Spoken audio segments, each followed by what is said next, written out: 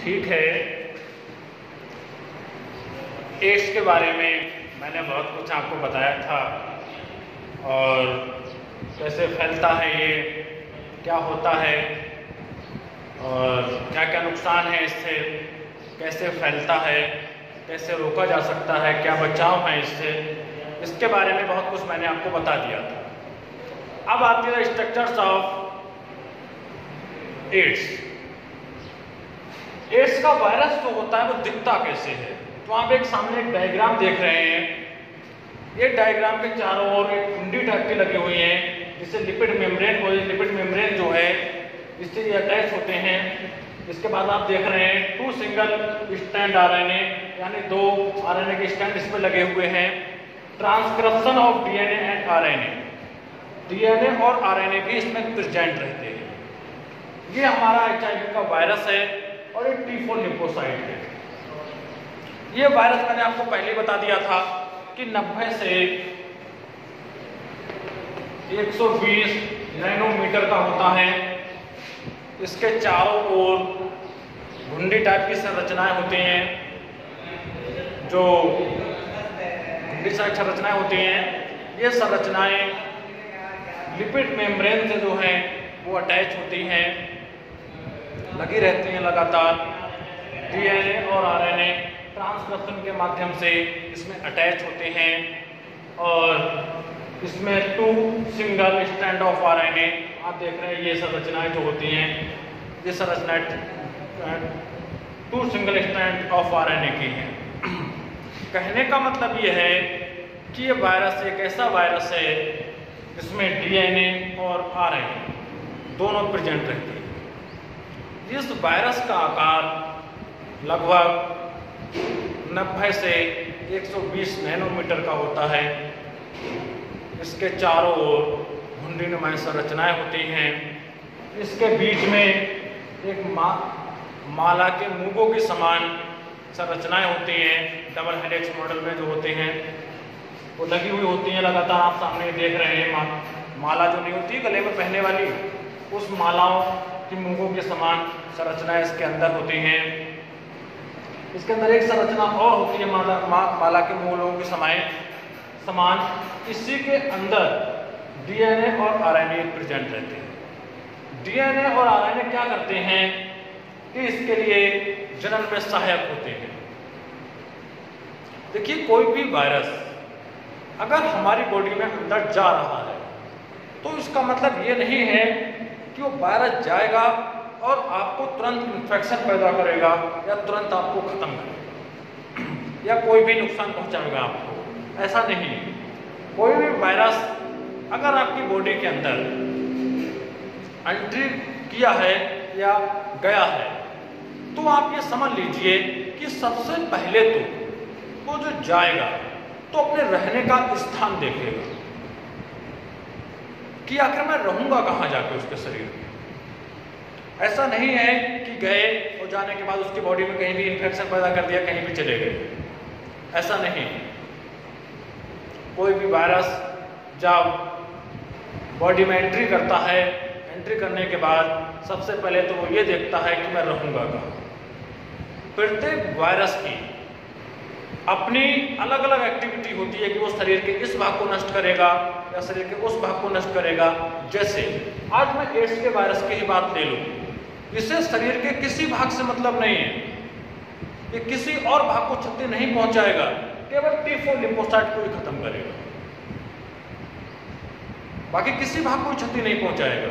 ये नहीं कि आपके मस्तिष्क को खत्म कर दिया या सेल्स को खत्म कर दिया या ब्लड को खत्म कर दिया या प्लाज्मा को खत्म कर दिया, ये किसी को नुकसान नहीं पहुंचाएगा। ये नुकसान पहुंचाएगा तो सिर्फ T4 लिम्फोसाइट को ही नुकसान पहुंचाएगा, बाकी किसी को नुकसान नहीं पहुंचाएगा। जब कोई वायरस आपके शरीर में एंट्री कर जाता है, एंट्री करने के बाद सबसे पहले वो देखता है कि मैं रहूंगा कहाँ। रहने के बाद वो ये देखता है कि शरीर में तो विभिन्न प्रकार की कोशिकाएं हैं, प्रतिरक्षा तंत्र है।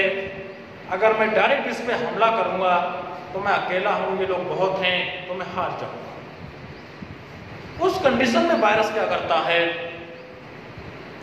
उस कंडीशन में जो वायरस है वो जनन करता है। जनन करने पर क्या होता है, वो अपनी संख्या को बढ़ा लेता है। जब कोई वायरस जनन करके अपनी संख्या को बढ़ा लेगा, बढ़ाने के बाद जब देखेगा कि मेरी संख्या तैयार हो गई, मेरे सैनिक तैयार हो गए लड़ने के लिए, तब वो शरीर पर इफेक्ट करेगा।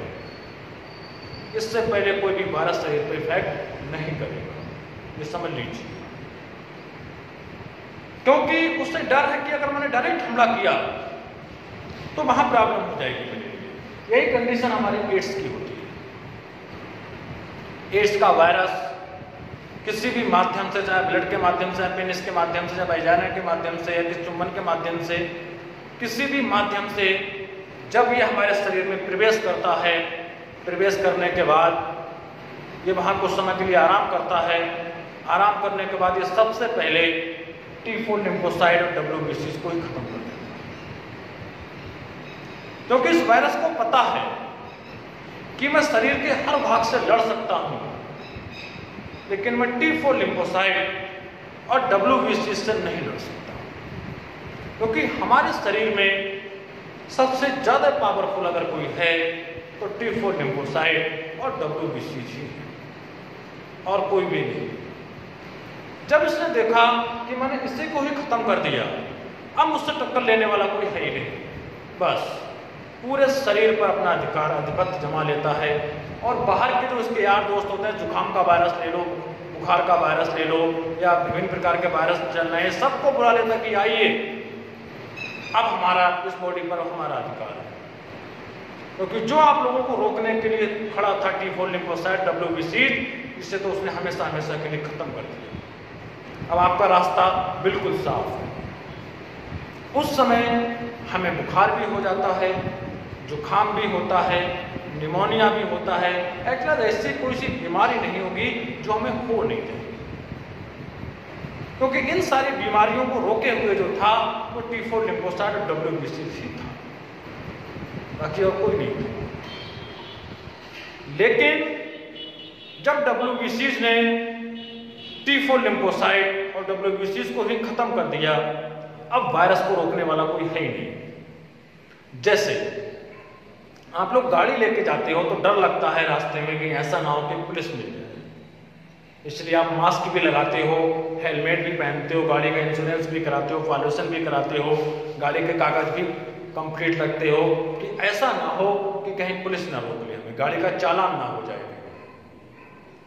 अगर वही पुलिस का है, पुलिस की चौकी हुई ना कहीं पर, पुलिस कहीं गाड़ी को चेक करे ही ना, तो क्या होगा, चलते जाओगे कोई दिक्कत नहीं, ना हेलमेट होगा, ना गाड़ी के कागज होंगे, कुछ नहीं होगा, चलते जाओ कोई दिक्कत नहीं है। वही कंडीशन ये मान के चलो कि T4 लिम्फोसाइट WBCs हमारी बॉडी के पुलिस हैं। ये किसी भी चोर चुप्पे को हमारे शरीर के अंदर एंट्री नहीं करने देते हैं, किसी भी वायरस को एंट्री नहीं करने देते हैं। लेकिन एड्स का वायरस इसी को ही खत्म कर देता है। तो शायद मुझे लग रहा है एड्स के बारे में आपको सारी जानकारी मिल गई होगी, और कोई जानकारी करना हो तो व्यक्तिगत तरीके से आप मुझसे संपर्क कर सकते हैं। फिर मैं इसकी स्ट्रक्चर बता रहा हूँ। इसकी स्ट्रक्चर डबल लेयर होती है।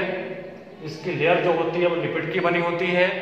उसमें डबल स्ट्रैंड जो होते हैं वो RNA के होते हैं। इसके अंदर माला के मूंगों के समान 2 संरचनाएं होती हैं, जिनके अंदर ट्रांसक्रिप्शन DNA और RNA प्रेजेंट रहते हैं। इसके अंदर एक फ्लूइड भरा रहता है और इसके चारों ओर हुंडी के समान संरचनाएं होती हैं। बस बाकी कुछ नहीं करना है। फिर बता रहा हूं, इसके चारों ओर एक डबल लेयर लिपिड मेम्ब्रेन होती है, चारों ओर कुट्टी की समान संरचनाएं होती हैं, माला के मूंगों के समान की संरचना इसके अंदर प्रेजेंट होती हैं, 2 लेयर स्ट्रक्चर RNA की प्रेजेंट होती है इसमें, और इसके अंदर डबल क्रिप्शन DNA और RNA भी प्रेजेंट रहता है। आज हमारा एड्स का टॉपिक कंप्लीट हुआ। अगले दिन जब भी समय मिलता है, जब भी टर्न आता है मेरा, मैं फिर किसी नए टॉपिक के बारे में बात करूंगा। ये टॉपिक आपकी बोर्ड की परीक्षाओं के लिए बहुत इंपॉर्टेंट है। ये टॉपिक 100+1% आपकी बोर्ड की परीक्षाओं में आता ही आता है। इसमें कोई ज़्यादा बात नहीं करनी है।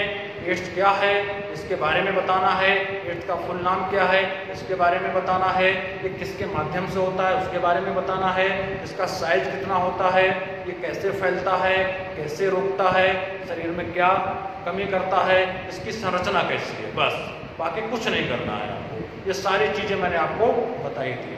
बस आज के लिए इतना ही काफ़ी। That's all. अगले दिन फिर मिलते हैं, तब तक के लिए